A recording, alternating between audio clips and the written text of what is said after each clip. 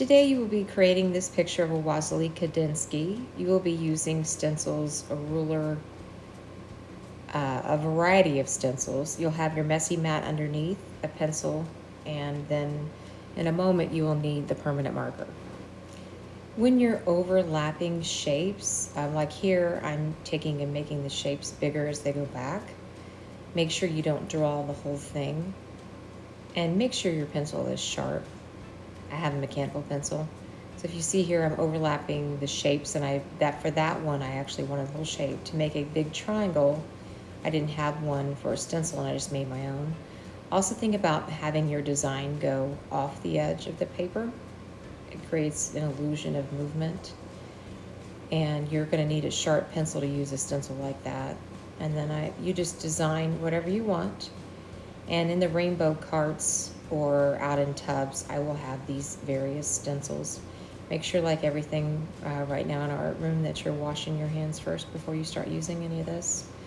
And create your own cool design. You go through and you do this whole thing. Something that I do forget to do, artists, is after I trace everything with the pencil, then I go in with the Sharpie and go over it to create that dark line. I should have gone in and erased my lines. I forgot to do that.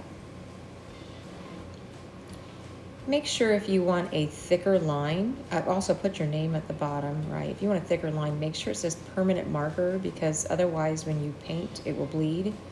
Check the marker on a piece of paper. Kandinsky was known for having like a black kind of a ribbon that would flow through his work. You can make it thick. I would suggest using these thicker markers. Might make it a little easier for you. When using these oil pastels, please make sure you are very carefully taking them in and out of the box. And if they're dirty, get a scrap piece of paper and clean it. I'm creating a design in this solid piece.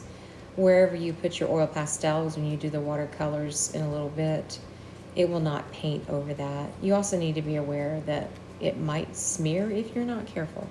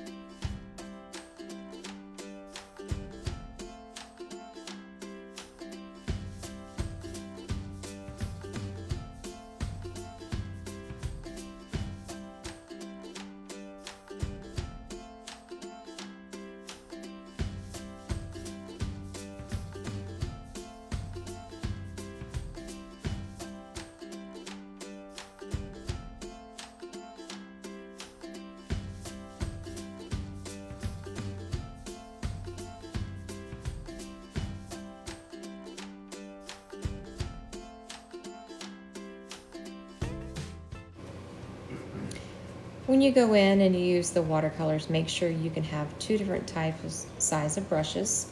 Wash the brush first. If you see here, I'm washing a number 8 and that brush was dirty. You do not add water to the liquid watercolors because they're already good to go. And I have two brushes, so get two different size brushes. And then come in and decide which brush you want to use. You might be sharing this probably with the person next to you, the watercolors. Make sure the caps get on, not too tight, but make sure that they're on all the way. And then they'll go back on the counter when you're done on the yellow tubs. Remember, your messy mat will go back in your tub to use over and over. And then your paper should go on the drying rack based on your color. So if you are on the red row, then you will go underneath the red tape. And that's about it. Enjoy yourself while you're painting.